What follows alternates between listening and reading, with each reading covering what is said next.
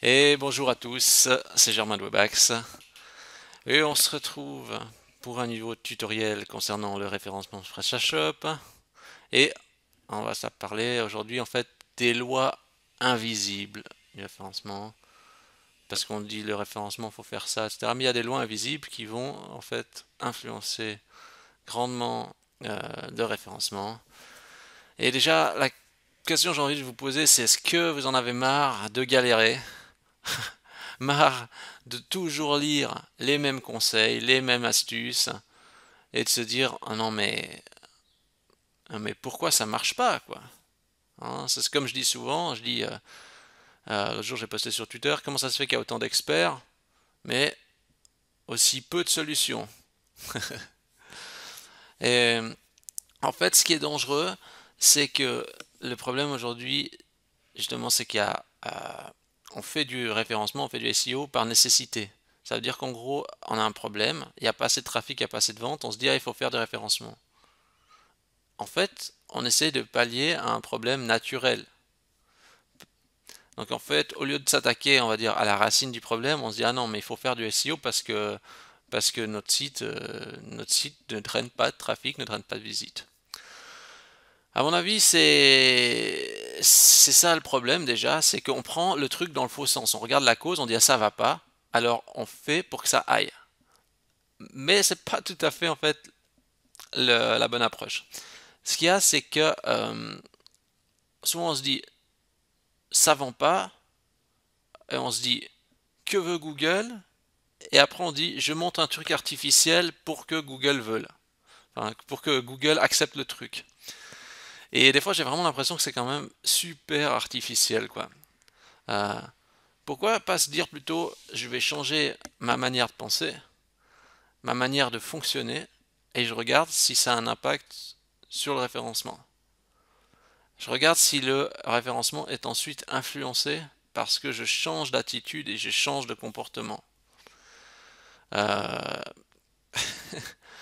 Dans le fond, en fait, en vulgarisant, le SEO c'est un peu une connerie, on dit, hein, parce que les gens ils sont obsédés par le positionnement, alors que ils devraient plutôt être obsédés par quelque chose de plus proche d'eux, ça veut dire leur activité, comment ils s'y prennent, plutôt que de se dire je veux monter d'un cran, encore un cran, encore un cran. Parce que ça c'est mécanique, mais ça résout pas le problème à l'origine de, de peut-être de ce positionnement qui est peut-être moyen ou à améliorer. Donc en fait, il y a des lois invisibles justement qui influencent le référencement plus que le référencement lui-même. Voilà. Euh, et, je, et je pense qu'il ne faut pas oublier ces notions-là. Et des fois, essayer d'avoir un autre regard sur le référencement que simplement le référencement, on va dire, mécanique, comme on a l'habitude de le pratiquer habituellement. Euh, J'essaye de cultiver une vision aussi du référencement qui est un petit peu différente, parce qu'il faut, dans le monde dans lequel on vit, il faut essayer d'avoir une vision un peu euh, différente pour arriver à émerger. Donc, il y a un côté, mais il y a un côté technique à respecter, c'est certain, mais pas que. Il faut que dans notre tête aussi, on soit prêt pour ça. Alors, ben, on va essayer de voir ça ensemble. Qu'est-ce que il est possible de faire et sur quoi il est possible de justement d'influencer et de réflexionner pour s'améliorer. Alors, c'est parti, on y va. Euh, bon, là, je vais dans le PrestaShop. Alors, vous savez, j'ai parlé des fois de la partie marque, hein, donc le nom de marque du site. Donc j'ai fait une vidéo sur le branding là. Vous pouvez regarder PrestaShop Branding si jamais. Bah, c'est hyper important en fait. Je pense que ça va rejoindre un peu ce que je vais dire entre autres. Donc mettez du branding dans PrestaShop pour un meilleur référencement. Vous pouvez regarder ce tutoriel. Qu'est-ce que je veux dire par là? C'est déjà au niveau du nom de domaine. Combien de fois j'ai eu vu des gens qui disaient oui, par exemple, je sais pas si canapé, cuir, je sais pas, c'est le premier truc qui me vient en tête. Alors on va appeler notre site canapé cuir, etc. Mais vous voyez, ouais, même ici, alors univers du cuir. Ce qu'il y a, c'est qu'il faut un nom de marque, un nom qui est sûr d'être unique. Si j'arrive à rentrer dans la tête des gens, puis je dis maintenant c'est Webaxe, bah Webaxe, il n'y a que Webaxe, il n'y a pas d'autres trucs dedans. Si je dis canapé en cuir et puis que vous avez, je sais pas, ou même si vous l'appelez par exemple meuble, votre site vous l'appelez meuble maison. Alors là, si on regarde maison style, vous voyez ça c'est des noms déjà plus difficiles à poser parce que c'est moins déjà unique quoi. Maison bonheur, vous voyez c'est des noms un peu plus génériques, meuble, trait d'union XXL, etc. Ça, comment vous voulez devenir un nom et avoir une exclusivité là-dessus après en termes de positionnement?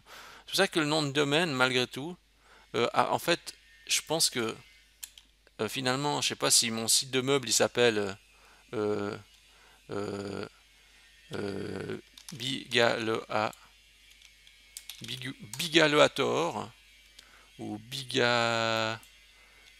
Bigabibi, j'en sais rien.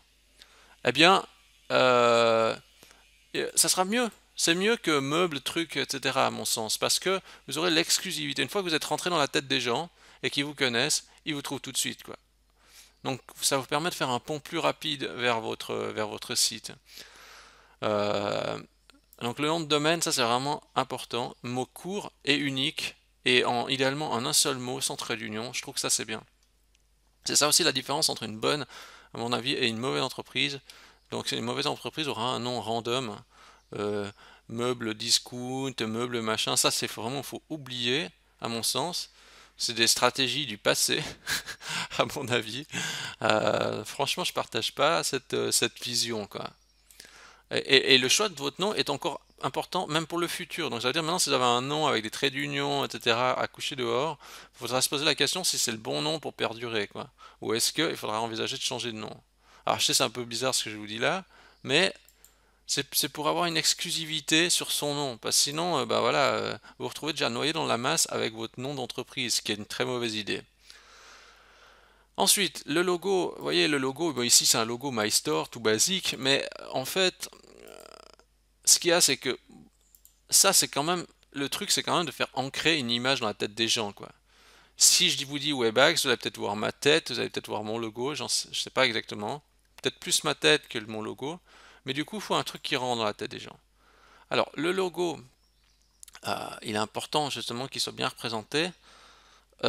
Typiquement, il faut bien comprendre, c'est que le logo, il va être partout, hein, dans la partie apparence, thème et logo. Ici, on a les logos, le logo du site, le logo des factures et des mails. Chaque client qui reçoit un mail, il voit votre logo. Quand il génère une facture, il voit le logo. Dans le favicon, en haut ici, il voit le logo. Et donc, du coup, il faut que ça rentre dans la tête des gens. L'importance aussi d'avoir un logo pas trop random, donc qui soit un petit peu cool, et puis qu'on se dise, ok, je vais le mémoriser parce que il y a quelque chose de spécial. Mais c'est valable aussi pour le mettre aussi sur votre voiture, les réseaux sociaux, les cartes de visite, partout, partout, toujours cette même identité dans le but de rentrer dans la tête des gens. Ça, c'est super important. Il faut que le référencement passe par là aussi, c'est que les gens mémorisent bien l'identité et se disent, ok, c'est lui et pas un autre. Ça, c'est super important. Il faut qu'ils aient une image mentale de ça. Donc c'est pas que de la technique pour pour justement pour que les gens se mémorisent et puis sachent venir vers vous. Il faut s'ancrer dans leur tête. Et donc le logo, vous n'avez pas d'argent, vous allez sur Fiverr, vous demandez de faire un logo, vous allez sur je sais pas, sur 5 euros, vous demandez à quelqu'un de vous faire un logo. Essayez de trouver un truc bien, ou alors sinon je sais pas. euh, Vous avez même, je sais pas, graphiste.com. J'ai juste regardé, par exemple, je sais pas. Je regarde juste dans les portfolios des logos, par exemple. Là, je vais dans les logos, je vais voir. Je sais pas, je vais prendre un par hasard. Ouais. J'espère, par exemple, je prends lui Happy Class. Vous voyez, il y a un perroquet. Ok. c'est un truc que je vois pas forcément partout. S'il y avait pas la tête du perroquet, peut-être que voilà, j'aurais plus de peine à mémoriser. Mais la tête du perroquet, je pense que je vais m'en rappeler. Vous voyez? Un petit logo sympa, pas trop générique non plus, parce que, par exemple, dans mon cas, par exemple, je suis un mauvais exemple, parce que mon logo, il est un peu générique. On le retient pas très bien. Donc, faites ce que je dis, pas ce que je fais. Euh, mais je dis ça dans le but justement de privilégier justement que les gens puissent bien mémoriser votre identité, quoi. Et il faut vraiment mettre le logo partout, partout, et essayer de conserver une identité globale. Ça veut dire que si c'est toujours, je sais pas, le fond ici, il est toujours bleu, etc. Ben, sur tous les autres supports, vous mettez toujours le fond bleu. Vous mettez pas une fois orange, une fois vert, etc. Ben, sinon, ça va casser l'identité de marque. D'ailleurs, on voit, si on regarde ici, quand on fait la communication, il y a... Où est-ce que je viens de voir ça? J'avais vu un truc tout à l'heure. Non.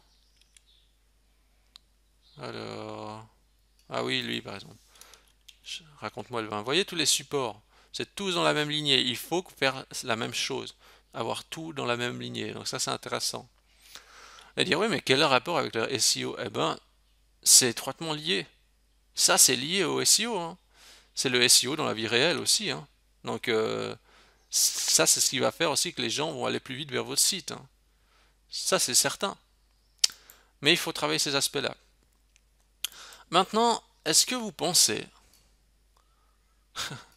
quand les gens ils sont sur votre site, est-ce que vous pensez, donc ça, on vient de voir un premier aspect d'une des lois invisibles.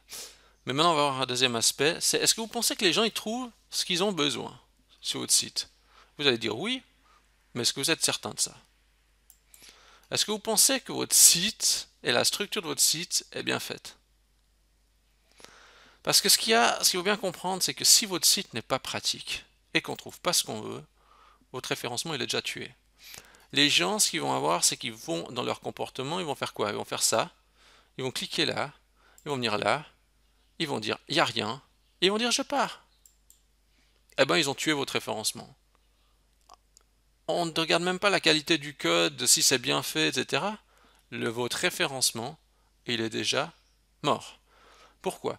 Parce qu'en fait, les personnes en sont venues sur le site et ils vont tellement vite sur les pages que Google comprend. Google y suit.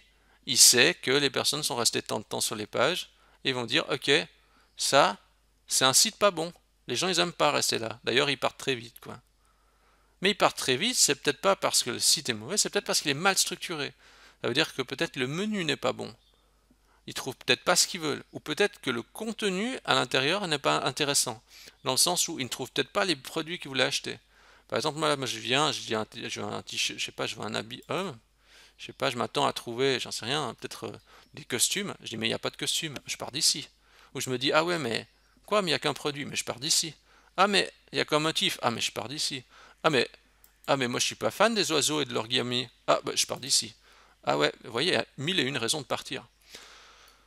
C'est pour ça que le site doit être bien en adéquation avec l'offre attendue. C'est super important. Qu'est-ce qu'il faut faire donc du coup? C'est super important de mener une enquête de satisfaction auprès des personnes. Ça veut dire, par exemple avec SurveyMonkey par exemple, vous pouvez demander, faire un sondage auprès de vos personnes, c'est-à-dire faire un mailing, dire est-ce que l'offre correspond? Est-ce que vous trouvez que notre site est bon? Parce que si les personnes disent non, il n'est pas bon, eh ben, vous allez être pénalisé par votre référencement, par leur comportement. Leur comportement sur votre site tue votre référencement. C'est comme j'ai expliqué déjà sur le système de chat. euh, si vous ne mettez pas un système de chat, vous ne savez pas ce que les gens ne trouvent pas, ce qu'ils ne comprennent pas sur votre site.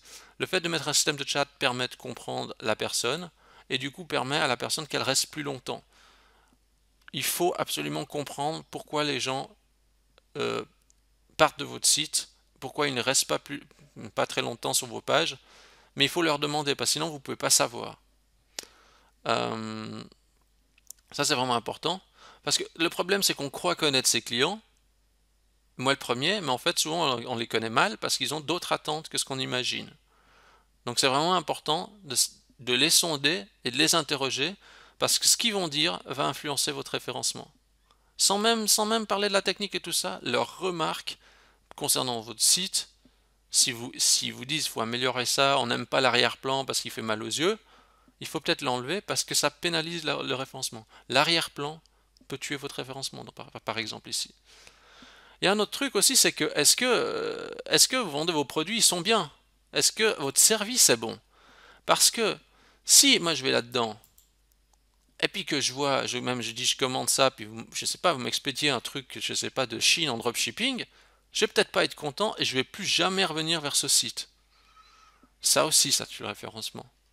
Ça veut dire que si la qualité des produits fournis est médiocre ou que les photos, là je vais revenir peut-être tout à l'heure, les photos au niveau de la qualité des photos, mais si la qualité des produits n'est pas bonne, vous pouvez faire tout ce que vous voulez. Vous ne pouvez pas vous construire un référencement basé sur une mauvaise réputation. C'est pas possible.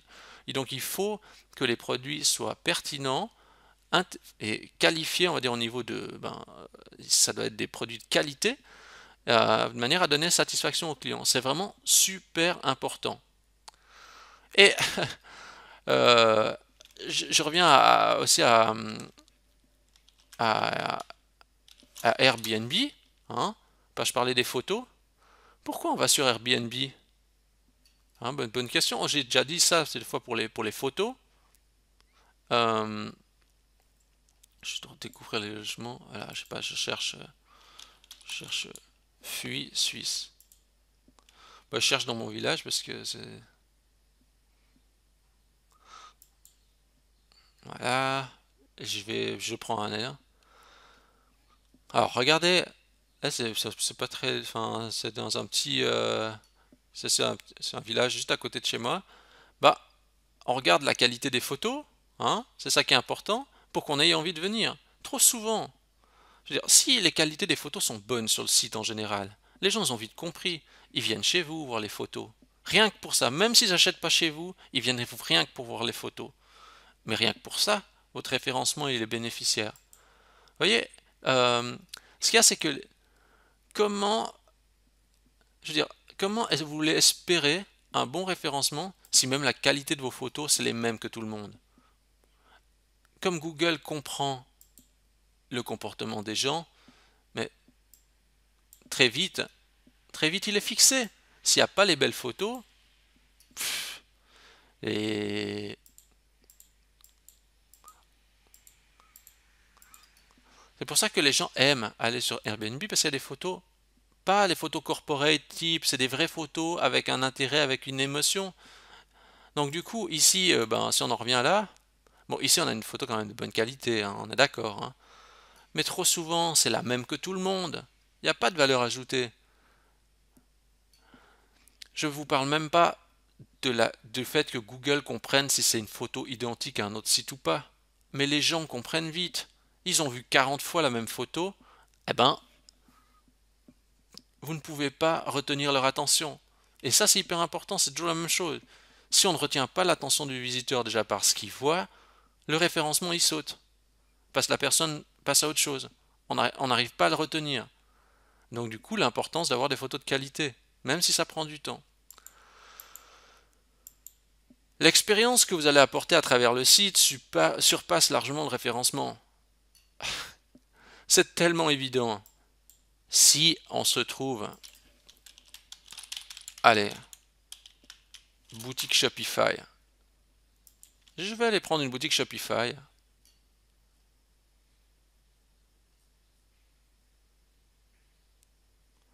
Je sais pas exactement, parce que là, si c'est des boutiques, je sais pas, qu'est-ce qu'on a comme boutique? Ouais, bah ça n'existe plus.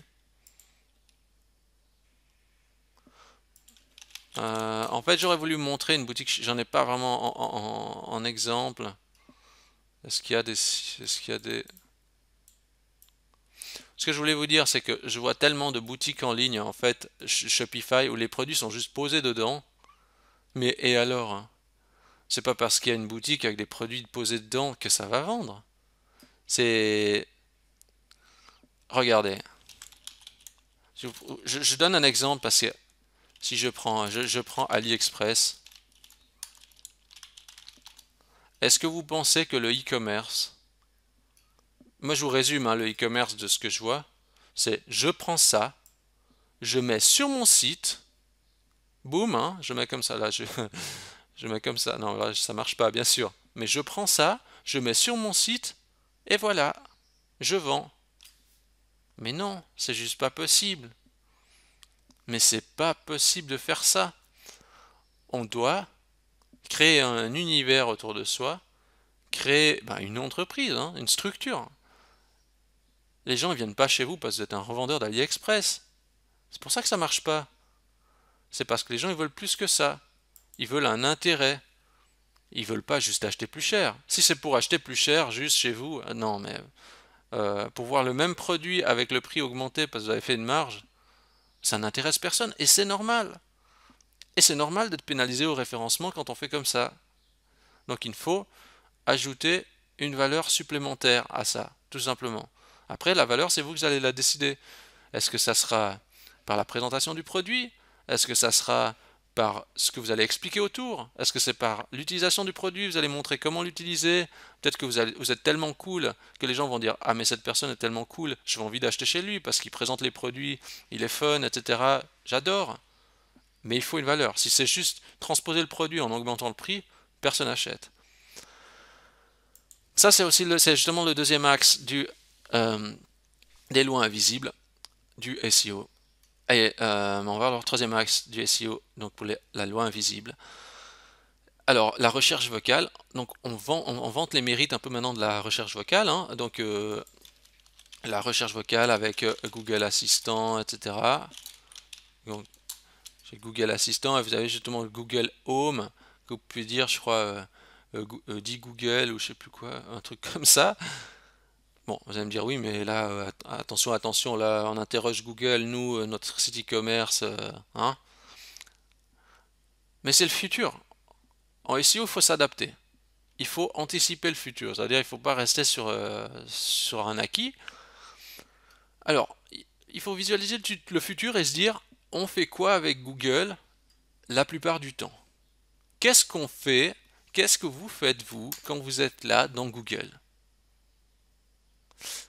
Euh, Première chose que je vais faire, je vais acheter un truc. Mais non, ça c'est se mentir. Bien souvent, on n'est pas en train de vouloir acheter quelque chose. On recherche des solutions à un problème. Ça, c'est la première chose. Quand vous comprenez que la plupart des gens cherchent une solution à un problème, ne serait-il pas plus intelligent d'apporter la réponse à ce problème, avant même de lui dire achète-moi ça? La plupart des gens recherchent ils ont une question, ils cherchent une solution. Ils ne cherchent pas à acheter. Acheter, c'est après. Alors, euh, si vous avez le choix, alors je vais vous montrer quelque chose. Je vais vous montrer un URL de site. L'intention, l'intention de recherche. Regardez. Et puis ça, sans même regarder une statistique, je suis sûr que vous pensez comme moi.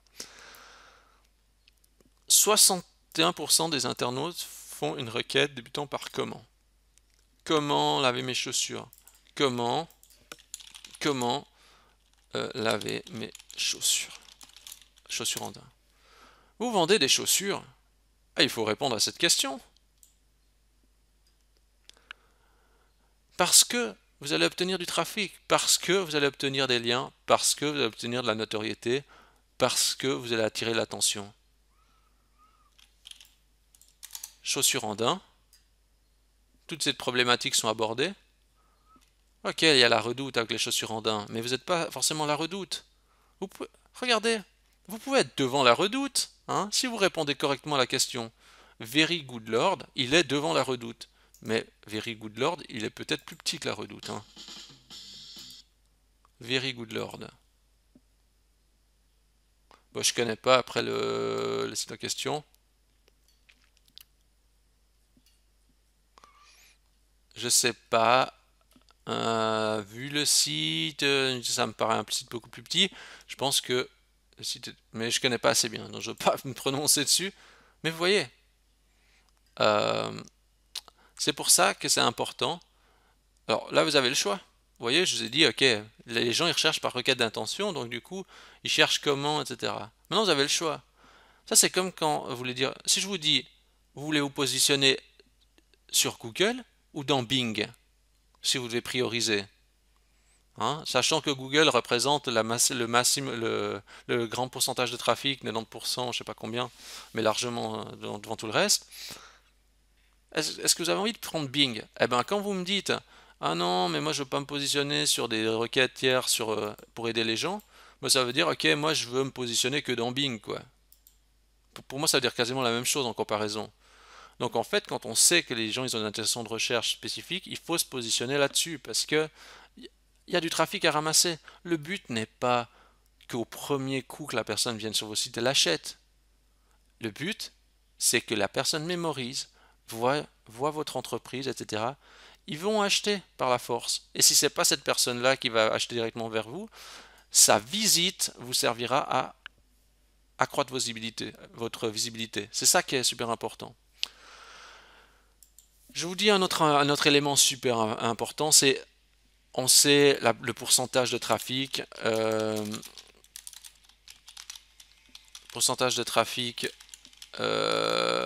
mobile,